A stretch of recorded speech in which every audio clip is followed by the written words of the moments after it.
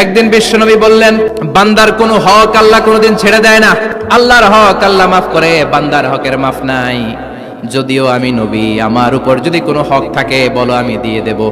কোন সাহাবী দাঁড়ায় না। এক সাহাবী দাঁড়িয়ে বলল, নবী, যুদ্ধের ময়দানে চাবুক চালানোর সময় এক কাফেরকে মারতে যেয়ে আপনার লাঠির বাড়ি আমার পিঠের মধ্যে পড়েছে। আপনি যেহেতু এই কিসাসটা আদায় করতে চান, আপনার পিঠে আমি লাঠির বাড়ি মেরে এটারে শোধবোধ করে দিতে চাই।